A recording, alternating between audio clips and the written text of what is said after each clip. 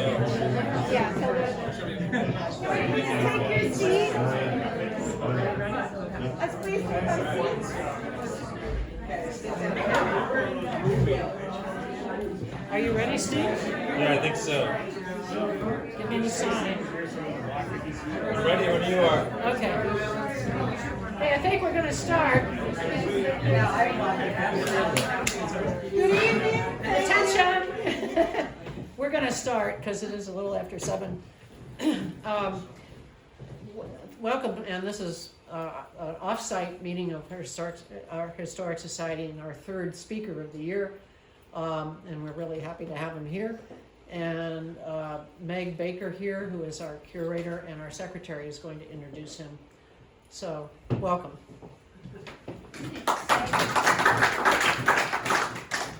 Thank you, Tilda. Oh, I forgot to say who I was. That's right. That's Tilda Hunting. She's our vice president. We're all very excited to have you here. So this all began because Steve wrote to me with a research question, and then we kept talking, and now this is happening. I'm thrilled to have you here. Thank you all for coming. Steve was raised in Michigan and is descended from the Rogers family in Conway, Mass. And he first went to Heron Island at the age of 1 month. And has not missed a summer ever since. I don't know how long that's been, but it's less years than I am alive, that's for sure. He now lives in Vermont, where he is raising several children. Presumably they go with you to playing lots of banjo and making maps for a living. During COVID, he developed a strong interest in genealogy and the history of the inner Heron Island, Maine, which turned out to also be a story about Greenfield, and I'm very excited to hear it. Thank you so much for coming. All right, I'm happy to be here. I came and visited last fall and got some good photos and information from Meg and the folks over at the Historical Society. I think right over there, right? Across the street. So I'm here to talk to you about this thing you've probably never heard of. Inner Heron Island, Maine. It's a little summer colony. I'll give you some background on it. And it turns out, as Meg said, to have a lot to do with Greenfield. And hopefully the resolution of this will be legible. So it is what it is. This is a little preview.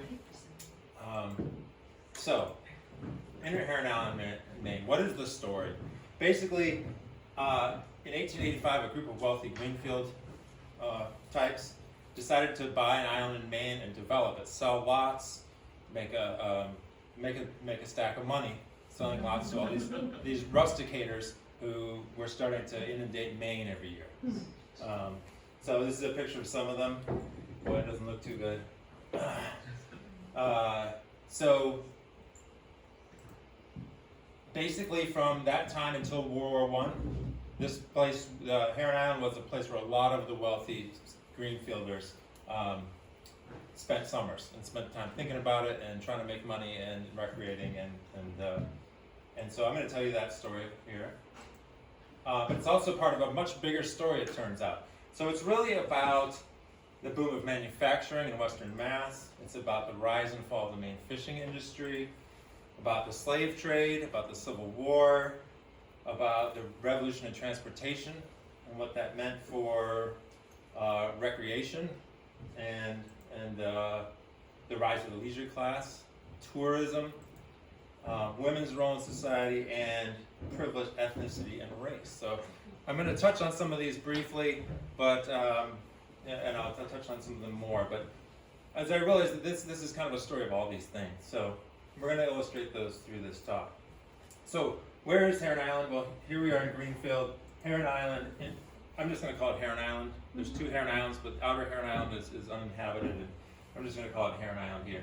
It's right here, north of Brunswick on the Maine coast, not far from Booth Bay Harbor or Pemmican Point, if you've ever heard of those places. What does it look like? Well, it's in South Bristol. Okay, this is South Bristol. This is the harbor. It's a fishing village, a lot of lobstering going on there, and a lot of summer people. Not too many day tourists. Okay, it's kind of far down the peninsula, but there are tons of, probably over half these houses and over half the boats are from summer people. And Heron Island looks like this. You can see the store. These cottages were all built by Greenfielders. And this is a view from, South Bristol will be right behind us. This is Heron Island right here. And this is Christmas Cove, Maine. If anyone's ever been there, this is Christmas Cove. It's a wonderful little harbor. And again, it's just loaded with summer houses. You're gonna see, I'm gonna be talking about a guy, Albion Gamage, a Mainer. His house was right here. Okay, so he didn't have to go very far to get to Heron Island. It's less than a mile. And here's an overhead view of it. I'm going to just give you a brief, if I can read it. You can see here, the northern end has quite a few cottages on it. There's a tennis court, there's a casino building. This is where the hotel used to be, which I'll be talking about. And then there's a scattering of houses and some moorings at the North Shore. And then the southern end just has a few scattered houses on it. But I'm just going to scale back, just kind of give you an idea of where this is. And I'll turn it so the north is facing up, so that everyone can understand. Here's Christmas Cove. Here's South Bristol. Booth Bay Harbor, right here. Pemmican Point, which if you've ever seen the main coin, that's the Pemmican Point Lighthouse on the main coin. And as we go out, we have Portland and Greenfield will be right here. All right, so let me get back to here. Oh man, the resolution's killing me. Okay, so let's just take a step back though. I'm going to give you some background. We're going to start in 1820. Western Massachusetts is filled with, it's largely agricultural, you guys know this probably, a lot of little mills, and over the next 100 years there's just a massive manufacturing boom. So you start out with little things like this, then in the 1880s you end up with these, and this is the 20th century sort of version. And pretty much the boom went through World War II, I believe, and then after that it started declining to some extent. So just a huge manufacturing area here. Coastal Maine was also large, it was agricultural, but it was very poor soils. People were scraping by on the coast of Maine. They fished, but it wasn't really a way of life. It wasn't an occupation. Most of the fishing was done in Massachusetts. The government paid large ships $4 a ton per year to fish. Okay, so the reason being they wanted people trained in case they had to be called up for the Navy. So they just gone through the War of 1812. They wanted seamen, so they paid ships to go fishing. And the cool thing about this was I had to share this with the crew, so it didn't all go to the owners. All right, but it was only for large ships. In 1819, the U.S. government doubled the bounty for small fish, so Maine fishermen all of a sudden could get bounties for fishing also on their smaller ships. So it spurred a huge fishing boom in Maine over the next 30 years or so. So I'm going to introduce a few people to you. The first one are going to be the Gamages. The Heron Islanders know about the Gamages. You can't throw a rock without hitting a Gamage in South Bristol. These guys, here's one, Thomas Gamage, born in 18. He spent his whole life fishing and seafaring. And he had several brothers and sisters. And these two guys right here, Albion and Menzies, they built a very successful shipyard in South Bristol. Not when they were two, but in the 1850s they started this shipyard, and so we'll be revisiting these characters over the course of the presentation. So this is 1820. Now we're going to move to Western Mass here, and we're going to introduce a couple Western Mass folks. Newell Snow, locals have probably heard about the Newell Snow factory. He was a very wealthy man by the time Heron Island came around. He was born in Savoy, Massachusetts, and this is his factory in Greenfield, which you've probably seen. And actually at 10 a.m. tomorrow morning, our Heron Islanders are going to meet up over there, and they're going to open the museum for us, and we're going to walk around town and see some of the old houses. So if anyone would like to join us, 10 a.m. tomorrow there. And then some Rogers from Conway. There's three siblings that their father was a doctor in the War of 1812. So they didn't grow up in an agricultural family, but in an agricultural town with a lot of mills. David Rogers would become a prominent tool manufacturer. You may have heard of him. He was big into miter saws and such. Edwin Rogers, his brother, ran hotels and grocery stores in North Adams. And Clarissa, their sister, was my great-great-grandmother. And my brother Rich here also. So the Rogers are all going to factor into the history of Heron Island in one way or another. So these folks lived in these towns around where I was going to talk about Nahum Cutler, who grew up in Bernston, in a farming family, and they all ended up eventually in Greenfield. And by the way, if anyone knows anything about these names that I'm throwing out locally, let me know afterwards, or I'd be curious to, maybe some of you are related to some of the folks I'm going to mention, I don't know. So I'm going to skip forward to 1850. So in 1850, fishing was booming in Maine. Cod was the number one. Maine was the number one producing salt cod producer in the country. It's called king cod. And interestingly, the main market for Maine cod was selling it to plantations to feed their slaves. So the high quality stuff went to Europe. The lowest quality stuff, salt cod, would go south, go to Caribbean and the southern U.S. And just buy the ton, millions of tons of this stuff. And basically they had a triangular shipping route. They'd ship it from Maine to the plantations, then they'd pick up cotton, go to Europe, get more salt, bring it back to Maine. So they had a real route going and a very booming fishing industry. South Bristol was part of it. They had canneries, they had oil works, and they were building ships. Thomas was, in the census, was fishing. That's all we know about what he was doing. He had several children, one of whom was this guy, Albion P. Gamage, who later would become a major factor at Heron Island. And these guys had opened up their shipyard. And over the next year, they built more than 80, almost 100 boats by hand in South Bristol. And the Gamages were very well known there. Interestingly, during this time, Maine was also becoming popular amongst artists. And they would go to Mount Desert Island, draw these paintings, then they go back to New York City and show them, and the wealthy New Yorkers started getting the idea that they could go up to Maine and build houses and summer in Maine. So this is really where the Maine tourism industry is born. The Vanderbilts and the Rockefellers took over Mount Desert Island pretty much. Okay, this is before the Civil War. So the ultra wealthy were already vacationing in Maine by this time, or just starting to.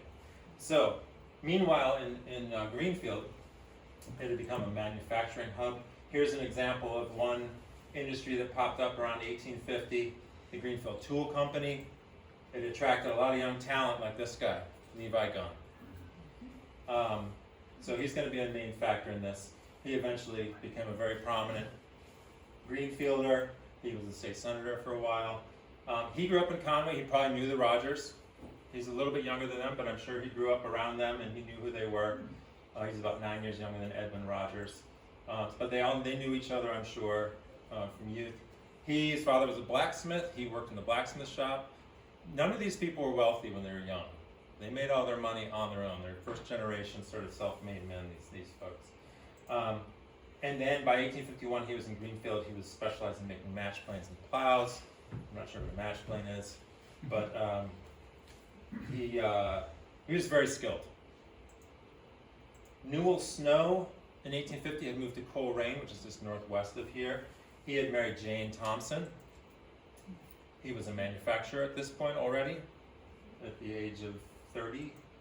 I'm not sure what they were making there. And he has a few children, one of whom is Franklin Snow, who we'll talk about as we go on. This is obviously a picture taken later. Jane unfortunately dies, and Newell remarries and moves to Chicago.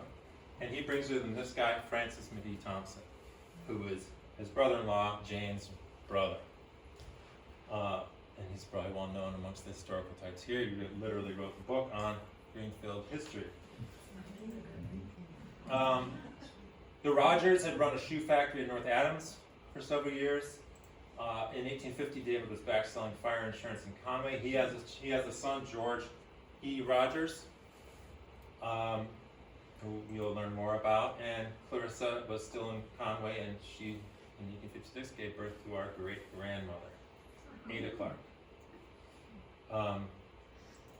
So, I'm going to introduce a few more kids. These are all farm kids. Nahum Cutler, he was living in Bernardston, Mass. Mary Nims lived on a farm right here in Greenfield, or maybe Deerfield. It's hard to say. She had a 21-year-old cousin named Horace working on the farm at that time, who will come up later. And then a guy named Eben Hall was in Taunton, sort of more down towards Cape Cod. So these were all farm kids.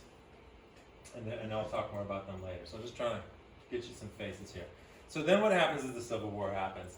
And I believe it didn't hinder the manufacturing in this area. They lost a lot of loss of laborers, but it was a good thing for manufacturing in general.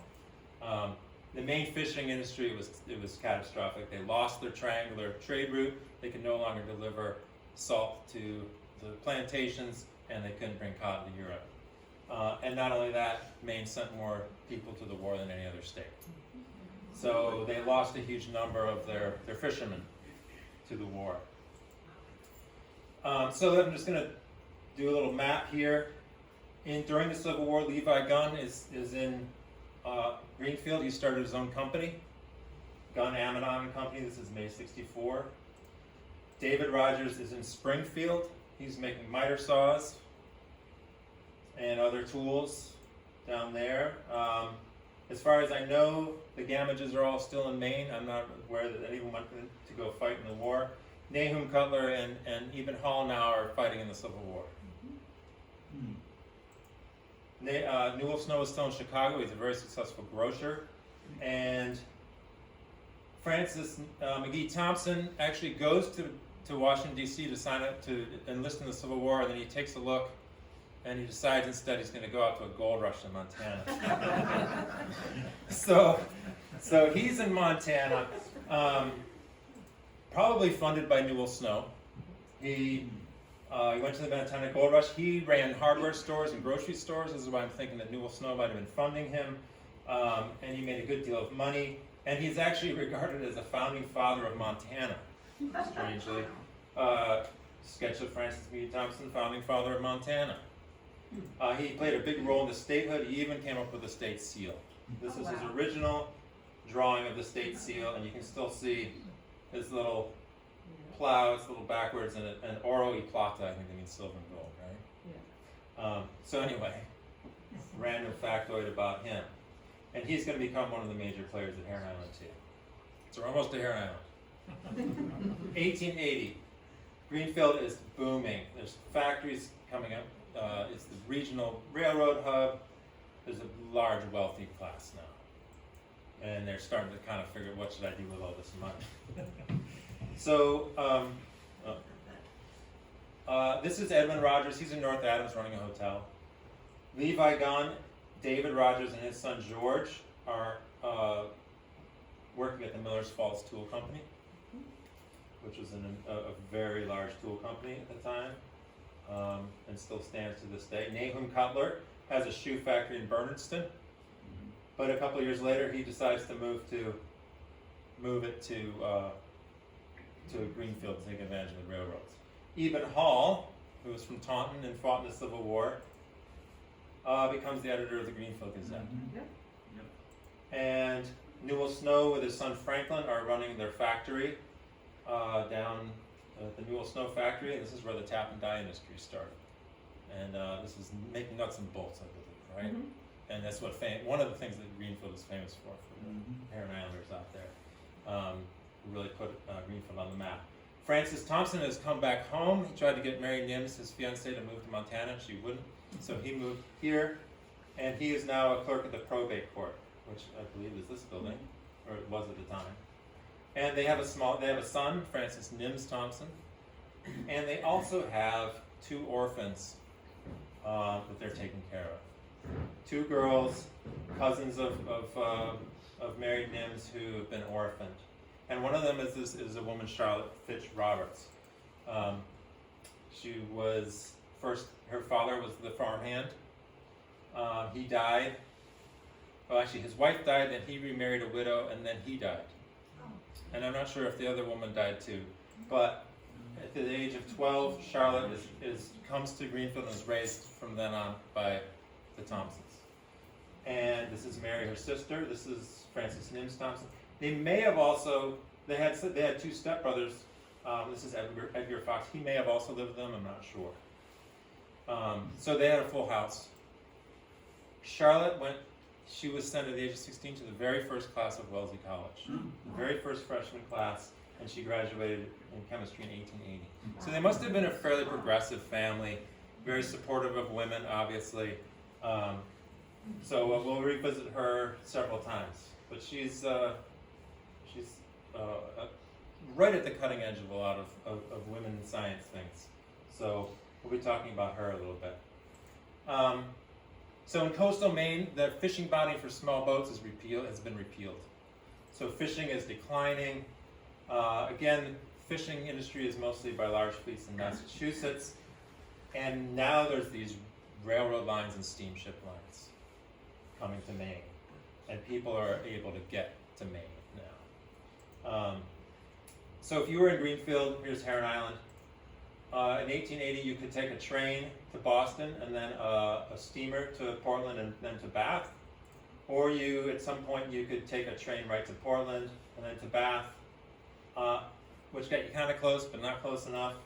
And then they opened up a steamer route from Bath to Rockland, which probably went right by Heron Island, but didn't stop there, right? So things were opening up. The rusticators were coming. They were all over the coast. Fishermen, instead of fishing commercially, they would fish for the summer people. They would fish to serve them lobster or sell it to them on a small scale. They began to take boarders in, summer boarders.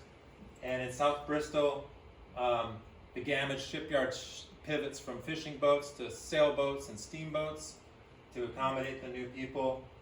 Some of the seafarers in Christmas Cove have opened their houses to summer people, and one of these guys is Thomas. Thomas's son, Albion Gamage. Here he is on Heron Island. These are his twin sons and daughter. This is his house in Christmas Cove, and this is another boarding house in Christmas Cove, and Albion Gamage's house is right over here. So there's several people in Christmas Cove by now boarding summer people. So the stage is set. In 1885, there's this little article in the Boston Globe. A party of wheelmen will leave Boston to visit Heron Island, Bisbee Harbor. Doesn't tell you too much. And then the next spring, there's this article in the Portland Daily Press. A syndicate of Massachusetts gentlemen, mostly from Greenfield, Mass., have gone to Boothby Harbor with a view of purchasing Inner Heron Island. One of them was Governor Washburn, who unfortunately died the next year, so we don't know if he could have been a big part of this colony too, I don't know, or maybe he was just along for the ride. But he was a Greenfielder, for those of you who don't know. So obviously someone had this idea, hey, let's get in the action, we'll buy this island, and we'll set it up. So, this is where the Heron Island part starts. This is the first picture of Heron Island that we know of, or one of them. This is the North Shore. There's one little shack and a wharf. Here's our guys. This Bowden Parker is the nephew of Levi Gunn. I'm going to post this on the web if you want to go back later and actually read the articles. These are all peppered with Greenfield Recorder articles describing this whole thing blow by blow. It's amazing. It helps when one of your investors is the editor of the town paper. Right? So here's another view up the hill. You can see the island is kind of not too many trees. There was people herding sheep on there, so no one lived there except in the summer. But it was fairly barren of trees. Another guy who was an initial investor was Charles Day, a coal dealer. He's mentioned in this article, that's why his picture's there. And the pictures were taken by C.M. Moody, who some of you may know was probably the most prominent photographer here. And so they come in 1886 and they build this clubhouse. And here it is. This may be Newell Snow, I'm not sure. He had a full beard, could be him. I like to think it is. But this is right when they're building the very first buildings on Heron Island. While they're doing that, they're staying in Christmas Cove at Captain Brewer's house. He's one of these seafaring guys who's renting out. This is Frances Nims Thompson. So they're staying here, they're going out the island and watching these things be built. Here's a picture of him and his mother, Mary Kings Thompson, and Edgar Fox, and his wife out on the island that summer. So there's a lot of Greenfield people coming in and out, checking it out, maybe scoping out cottage spots. Here's a picture of the opening night, I believe, with their Chinese lanterns and all the people. They had people from Bath and Greenfield and all came up here. And the night after they have this party, they decide, we're going to turn this clubhouse into a hotel. And we're going to market it and get people to come here. So the next summer, the hotel is complete. You can see it's not really a hotel, right? It's not quite big enough to be a hotel. But you can see there's still some construction going on in the back. They're advertising in the paper. But they realize it's not quite big enough, so they build an annex. This is right across the street. This houses more people in the hotel, so they kind of have they have two buildings here that they've built. And they also, very importantly, they get Heron Island, I don't know if you can read it, but they get Heron Island on the steamer. So the steamers are actually stopping at Heron Island. So this is a picture of the steamer Enterprise in the last picture at the Heron Island float. You can see, it's just, you can literally get on a steamer in Boston, go to Bath, and then come here. And it's very easy. So people come by the hundreds, in and out, stay for a day, stay for a week, stay for a month. These are the boats of the cottagers. So the transportation now is easy. And the first 4 cottages are built. This is Thompson's. This is Francis B. Thompson's house, called Alpha. This is Newell Snow's cottage. I believe it's called the Kraken. This is the Gun Cottage. It's kind of the fanciest one. And then this is the Barnacle Cottage, which was, I think, sort of an afterthought. That's the cottage that I actually own now. The Gun Cottage is owned by the Parkers. A couple of them are here.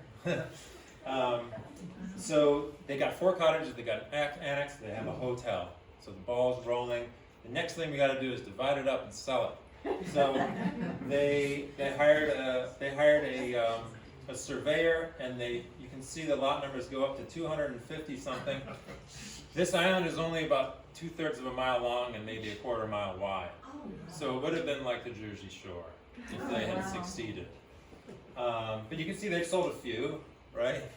And there's Thompson and Snow, and there's the North Shore. So they've got the lots ready. Now they're going to promote it. They bring C.M. Moody up to take photos. He takes this whole photo set. This is one of the photos. I've located maybe 4 out of these, 4 or 5 out of these 16, so maybe they're around somewhere. And then they start putting out brochures and circulars. Some of them very flowery. Like this one's hilarious. It talks about the dry fog. The wonderful dry fog of Heron Island, which is hilarious. It's the wettest fog you can imagine. But from the press of Eben A. Hall, right? So and over the next 10 years, he cranks out hundreds and hundreds of articles talking about Heron Island and what's going on there. And the braves have gathered on the shores of the gem of the sea. This is clearly written by Edmund Rogers, who you get to know a little bit better. So they're really promoting this thing.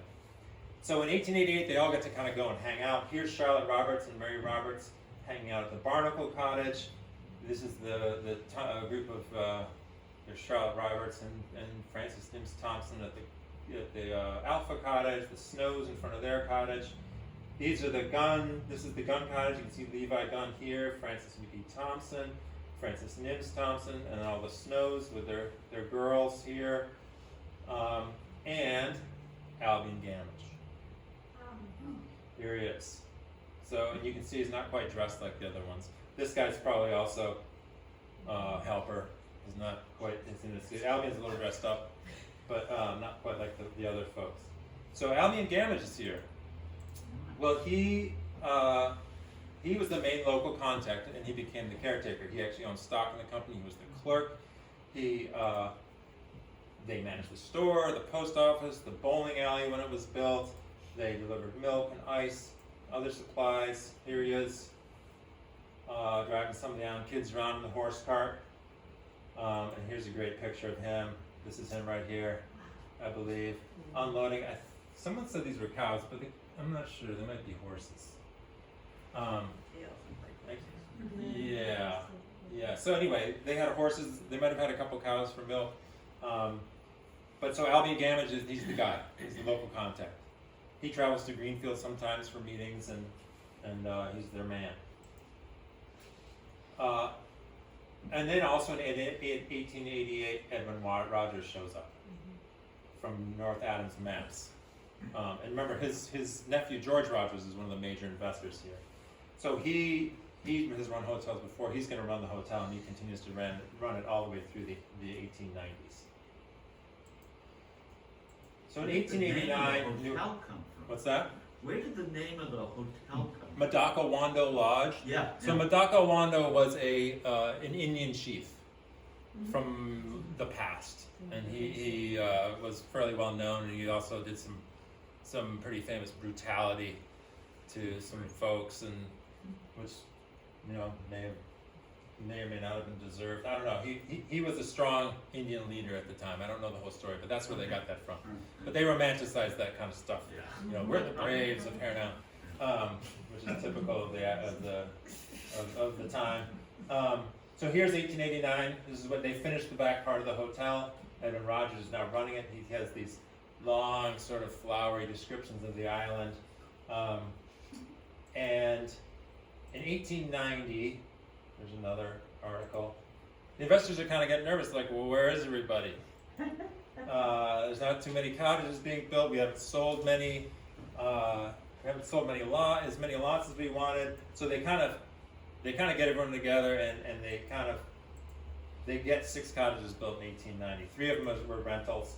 Here, Nahum Cutler decides to build a cottage for himself and his wife, and they actually stay in that cottage, and they frequent it for the next 20 years or so.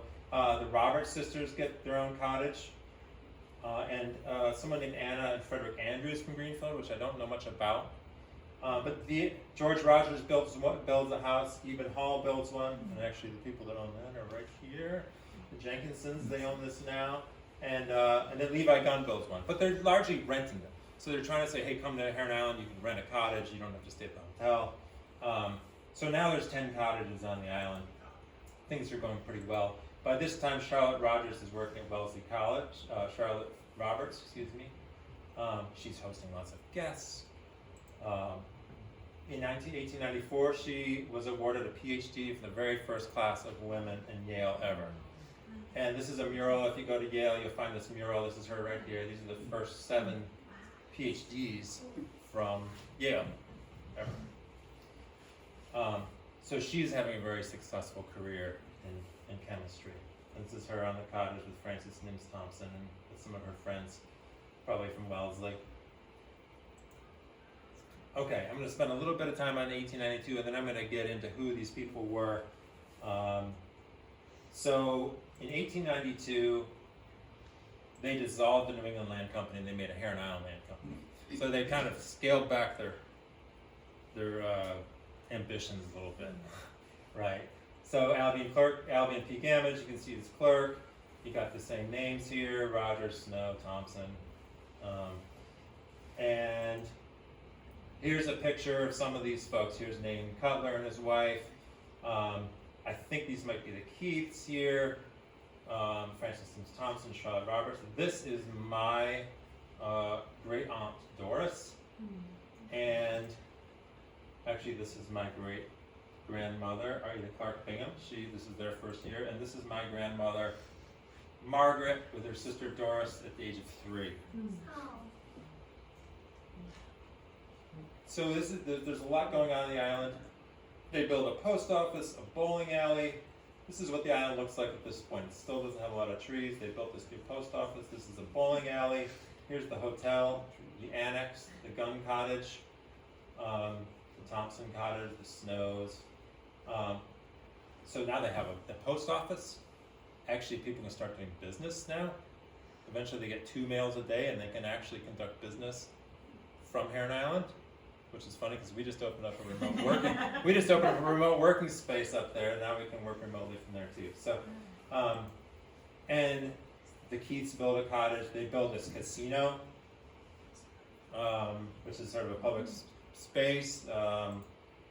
They A.F. Towel and Sons in town made some commemorative spoons to sell, and they built this wonderful casino where they could do dances and church services and things.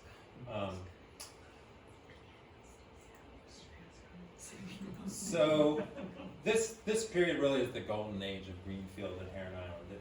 Most of the time, the island was at capacity. There's 200 and some people on the island a lot of the time.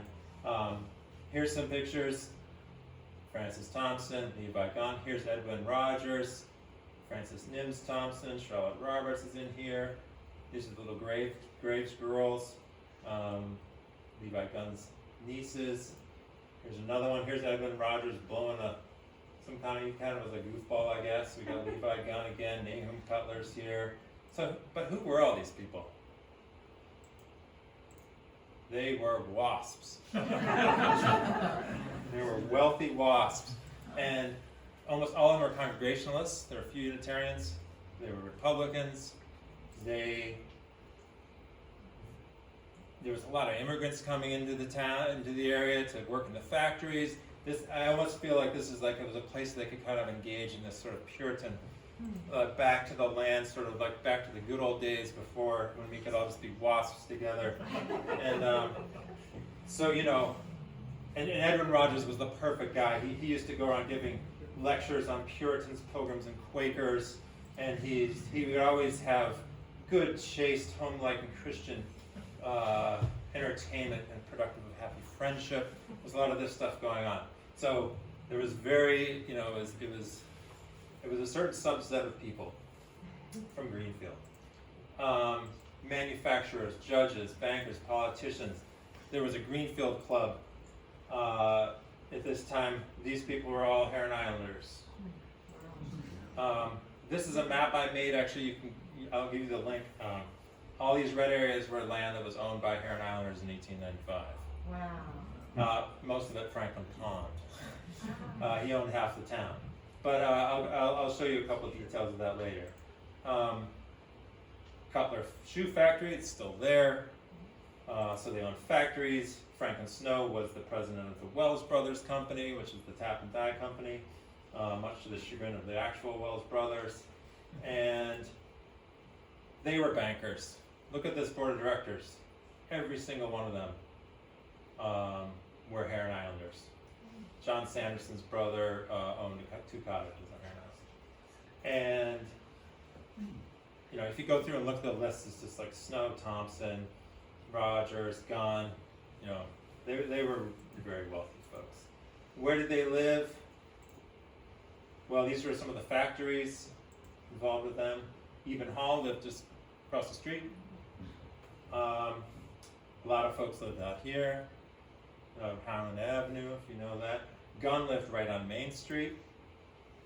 These are some of the other folks where they lived in these spots here.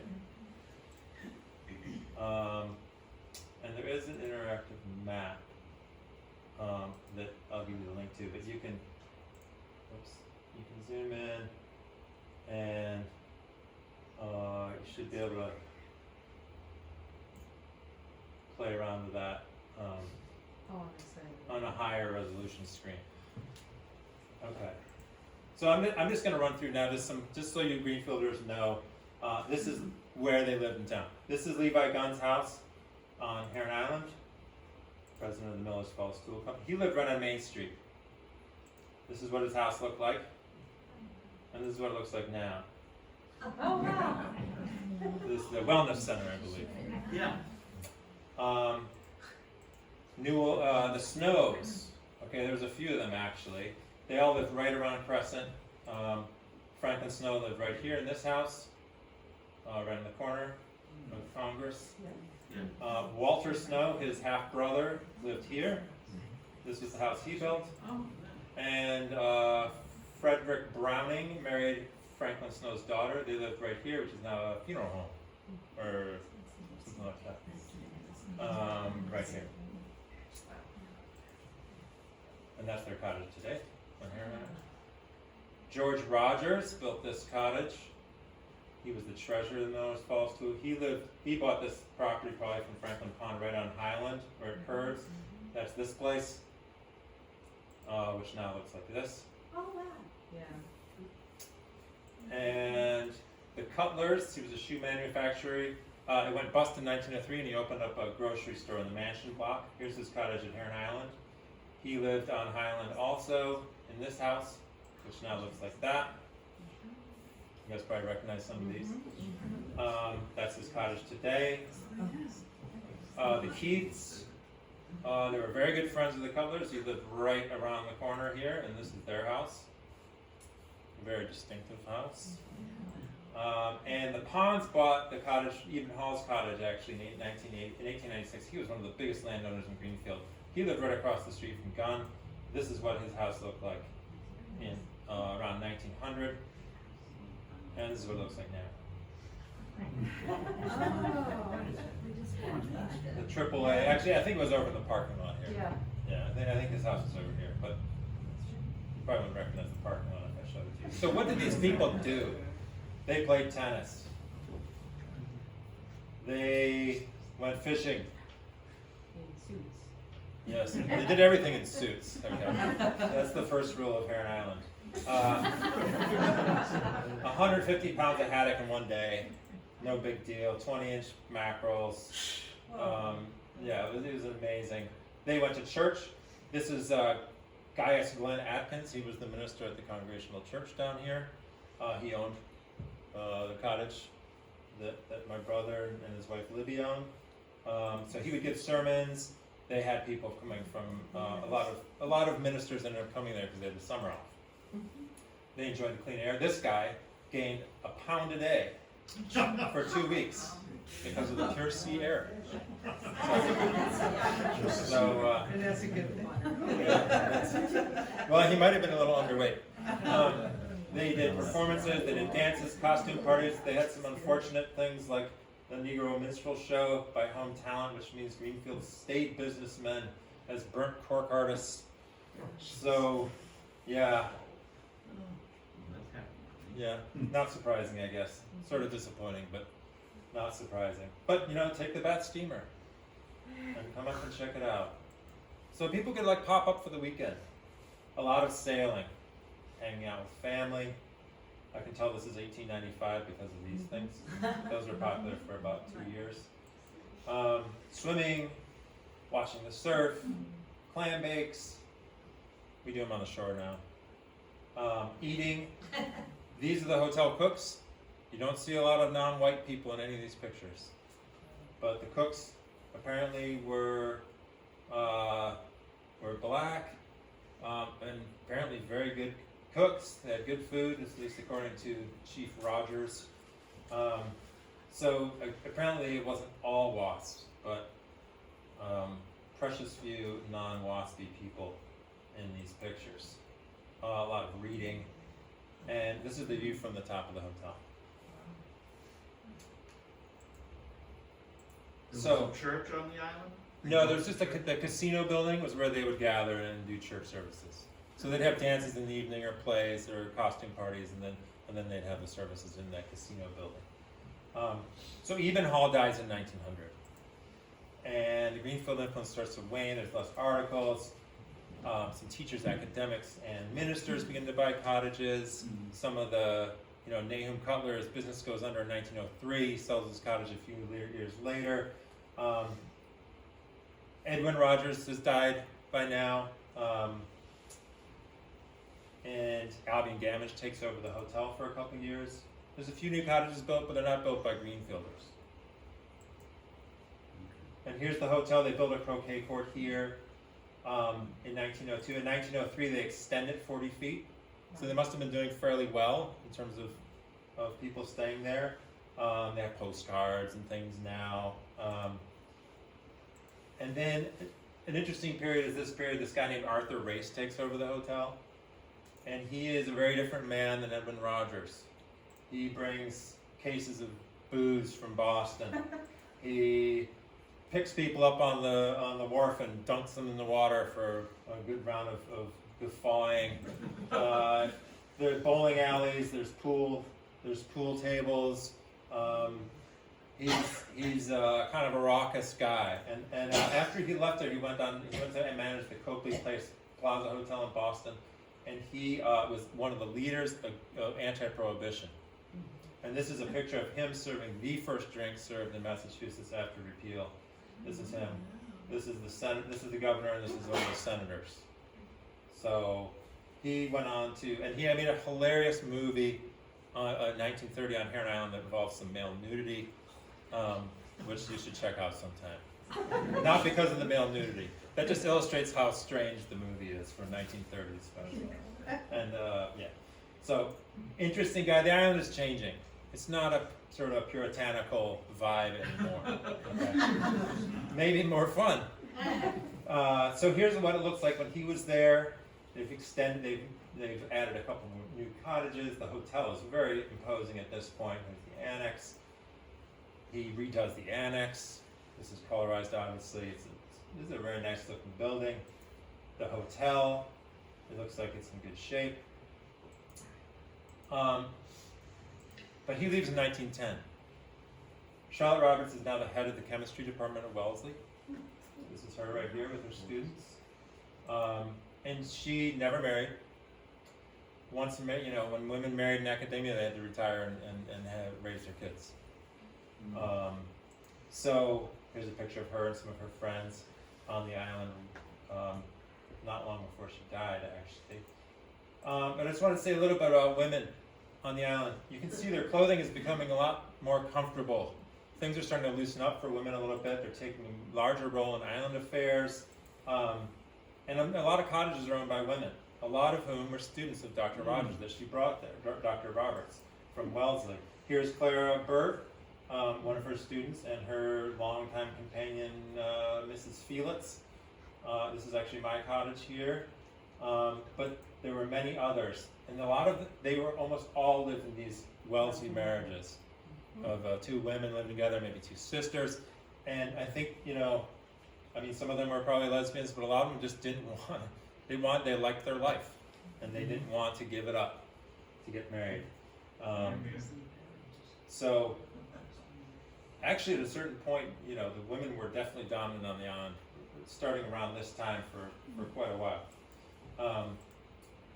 Elliot Gamage, he now is running a boarding house, an inn in South Bristol. The Russell House, which then became the Copeside Inn, which we all know from a while ago. And he sort of retired from Heron Island. He passes the torch to this guy, William Jordan. So Alvin Gamage has now got his own gig going. He's not a fisherman like his dad. He's a tourist. He's in the tourist industry. So in 1912, Franklin Snow dies. The hotel doesn't open in 1914 because everyone's driving. So when you can just drive to Maine and then the White Mountains, you don't have to take a steamboat, you don't have to take a rail. So this is it's declining. This is the last known picture of the hotel. You can see it looks a little overgrown. It's not quite, it's a little spooky actually. But it's really starting to sort of wind down here. In 1915, actually South Bristol has so much tourism that they can be their own town now. They have like 12 of these hotels. But then Mary Nims Thompson dies, George Rogers dies, William Jordan, the caretaker, dies, his son takes over. In 1916, Francis McGee Thompson dies, and then Levi Gunn dies. And Alice Gunn becomes president of the company. 1917, World War I starts. They don't know whether there's going to be a summer at Heron Island. There's no mail, but the hotel opens. The cottages are occupied for the most part, and then on September 6th, the hotel and annex burned to the ground. With 2 guests.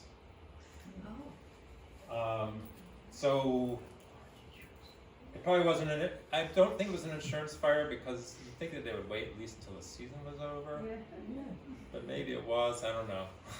It seems kind of gutsy to burn it down while there's still guests in it. but they saved the cottages nearby. The people came with bucket brigades, and you can see it here. They saved a couple of cottages right next to it. There was a strong wind that day. But really, this is the letter to the president the 2 days after it burned down. This seems to end the old regime. And it really sort of sums it all up. This is really the end of Heron Island as this Greenfield experiment. And then Nahum Cutler dies, and then in December 5th, Charlotte Roberts dies. And it's not just the end of this experiment that they set out, that they never really made a whole lot of money on. It was sort of a money pit actually by the end. But it really was kind of the beginning of the end for the whole tourism industry that revolved around steam and railroads. And by World War II, almost all these hotels were gone. This is the hotel in Christmas Cove burning down. This hotel burned down 3 times. And then they finally decided not to rebuild it. And Heron Island's story sort of just becomes a story about who owns what cottage and, what was, when did the new wharf go in. And it's not really so much a story about society as a whole as it was when the hotel was there. So I'm just going to tell you a few things to wrap up here. The hotel and annex were never rebuilt. Here they are here beforehand, and then after, sort of more of a wooded island. Cottagers kept coming. In 1950, they dissolved it and replaced it by sort of an association of cottage owners. There was no more hope of selling all these lots and things. And South Bristol is still has a lot of summer community, but lobster, of course, has really kept it a fishing community. And the casino is still there. There's Vicky right there. Their pancake breakfast. So it still looks great in there, and people use it for ping pong and badminton and dinners and talent shows. The store and post office is now a workshop for remote workers and for the caretaker. Francis Nims Thompson was one of the only people that was there at the beginning that still was around, and he continued going at Heron Island, and his children still go there today, or his grandchildren. These two were born and raised in Greenfield. Mm-hmm. They're the last Greenfield Heron Islanders. And she was supposed to be here tonight, but the hurricane got in the way. Oh. So his cottage is occupied all season long by Thompsons. Ella Snow Browning, who lived in Greenfield, inherited the Snow Cottage, and her descendants still some are there. Coming from Indiana mostly. Whoops.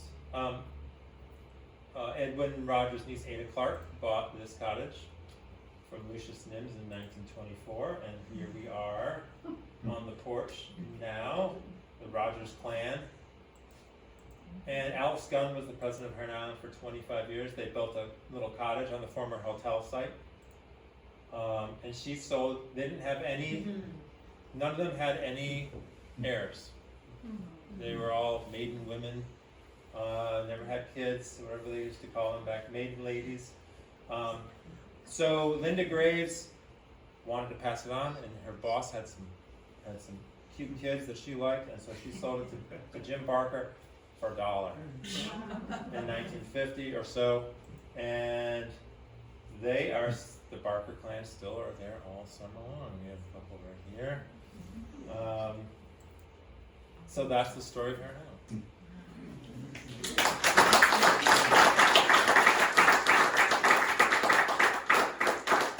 If you want to know anything more about it, here's that map that you can zoom around and check out your town in the 1895 map, and there's a lot of Heron Island stuff there, and these are some other great resources. Anyone have any questions or comments? Yeah. Is Heron Island its own political entity, or does it fall under somebody else's political umbrella? No, it's part of South Bristol, Maine. South Bristol. Yeah, so we pay taxes to South Bristol, and theoretically, if one of the houses catches on fire, they'll come put it out. You'll send out the fireman boat. Yeah, they'll send out the fireboat to sift through the ashes. Yeah. So, yes, yeah, and it's funny because there's still this dichotomy between the Mainers and the summer people. Like our caretaker has a sticker on his boat that says, "If it's tourist season, why can't we shoot them?" and a few other ones. So you're kind of like, are we tourists? What are we? Yeah. What was the name of that 1930 movie that you visited?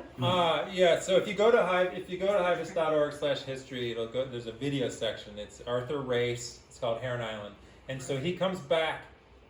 He comes back in 1930 with. He had this crew of men that they did all these. He's got scads of movies around Boothby Harbor. And they go out in the boats, and there's one movie that's about 10 minutes of a bunch of guys standing around and two other guys with no shirts on wrestling. And this one, they go to Heron Island. He comes there on the off season, and they all kind of troop around and peek in the cottages and play with people's carts on their porches. And then they go have a little clam bake, and they're drinking. This is during Prohibition. They're all drinking, and they are throwing seaweed at each other and spinning their hats around, and then one of them pulls their pants down, and people are throwing seaweed at their butt, and it's sort of unbelievable. I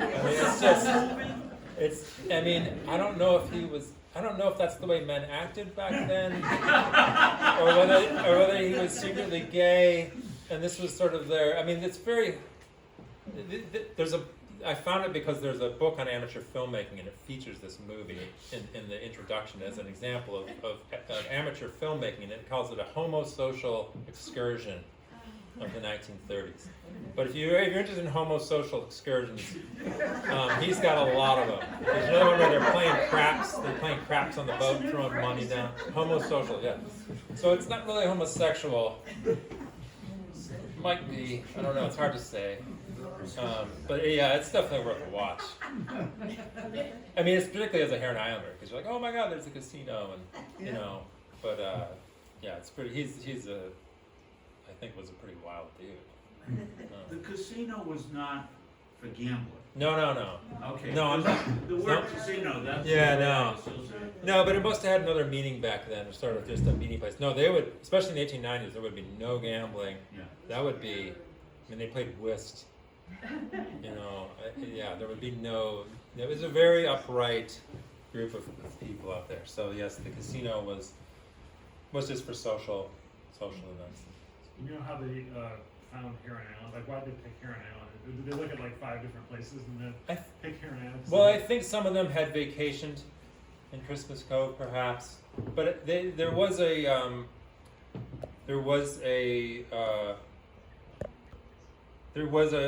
Francis Nims Thompson said that Walter Gunn, Levi's son, was boating by it and noticed it, and then brought it back as a proposal to Greenfield. So whether he was sent out, I have the feeling that they sent people out. I think they had this idea that we want to develop a community. Let's find an island. Let's do this. So this is not a very common thing, really. There's not that many places like that in Maine where they just said, let's start this thing. There's another place called Squirrel Island that's kind of similar to it.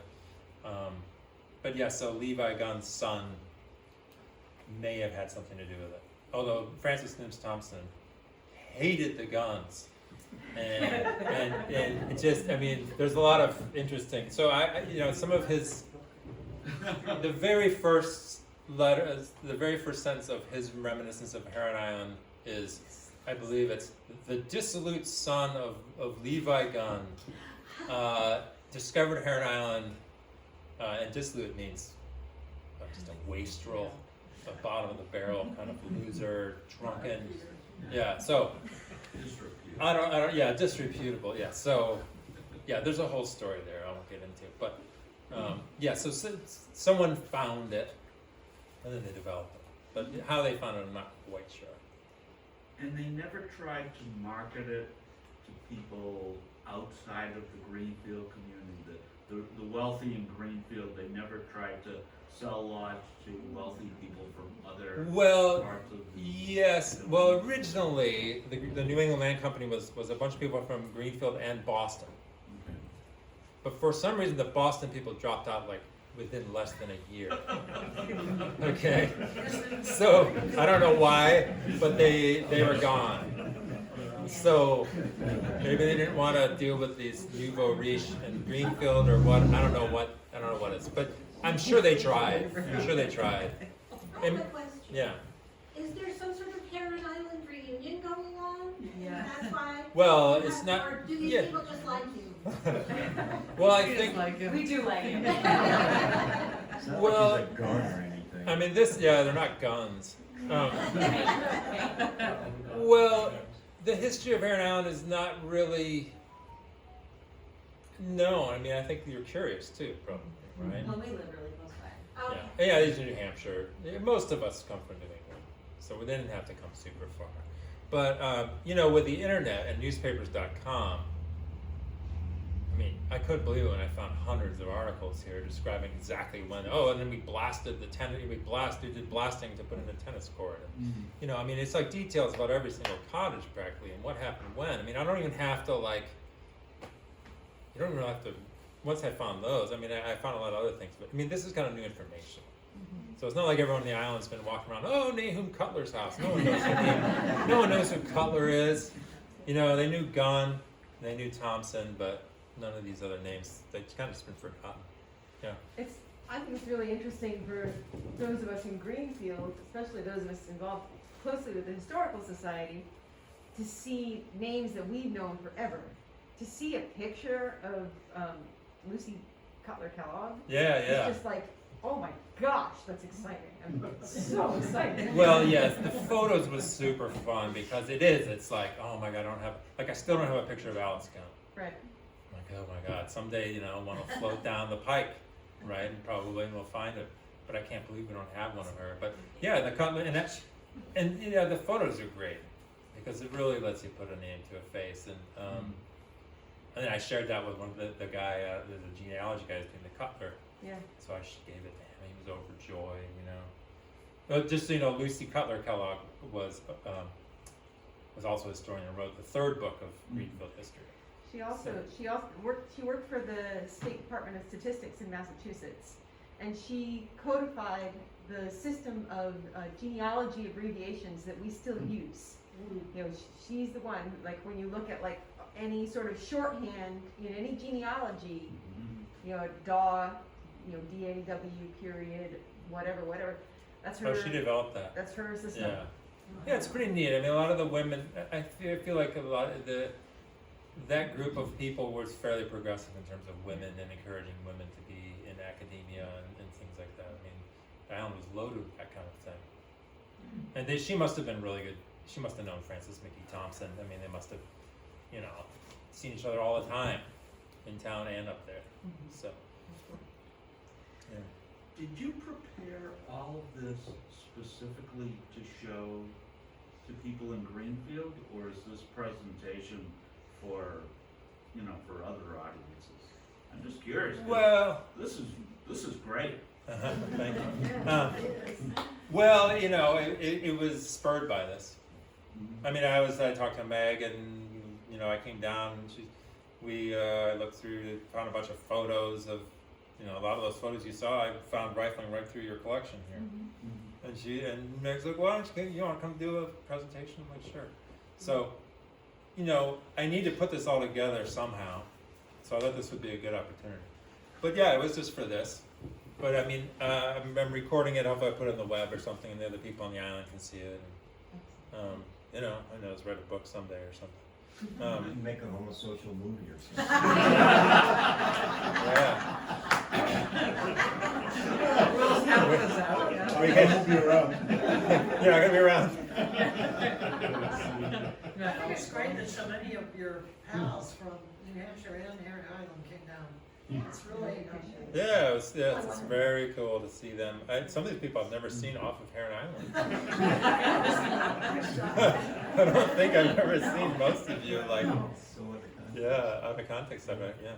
So, yeah, there was supposed to be a couple more too, but we had a neck injury and a hurricane, so. But they are all very curious to have this recorded and share it, so hopefully we'll get those up on the web. The recording is still going. So Yeah, and I recorded I did a screen capture and an audio thing, so hopefully that'll be good. Anything else? I was just Anybody live there year round? No. I didn't think These so. cottages are all. My cottage literally doesn't have any framing. It's just tongue and groove, 2-inch boards stacked this way. It's built in a day with a board going this way to hold it all together. And no, there's no insulation or anything. It's pretty much you could get 5 months if you're really hardy. There's no Hurricane. There's no power. There's no electricity. No cars. Yeah, there's no car. Yeah. 24 hours. Yeah. So you know you get we have a little ATV you can tote your stuff around or just get a wheelbarrow. It's really a throwback. I mean, it's still sort of Puritan cosplay in a way. You know, we are still rusticating, right? When most of the world, you know, we don't have renters really. You can't Airbnb it. No one can drive to it. You know, you need to have a boat. There's no steamship, so it's really, you know, there's a limited pool of people that would like it or can get there. Yeah. So maybe paying $1 for that residence was not such a good deal. Well, you'd have to ask these folks. Well, you could consider it a money pit, I suppose. Yes. They're not that easy to keep up. But yeah. You mentioned that Is you're. it easy to get craftsmen to work? No. No, it's impossible. Very expensive. Yes, it's. Yeah. Yeah, I mean, we used to have a caretaker that really spent a lot of time in the off season doing stuff, but our current caretaker is pretty busy in the off season. So, yeah, it's touch and go. You know, you call people and they say, "Oh yeah, we're booked through 2025." It's probably the same around here. Yeah.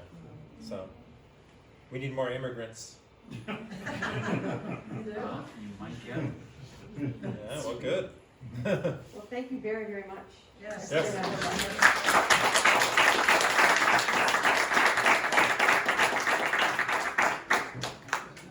Oh, could you keep that up on the screen so I can Yeah, take sure. a shot of that? That was amazing.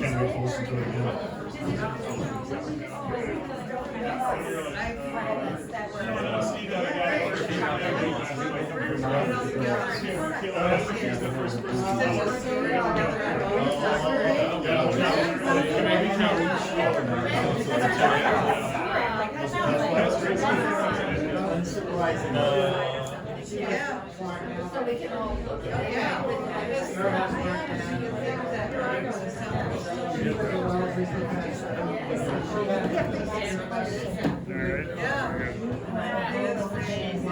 Hit the, I guess we hit that? Yeah.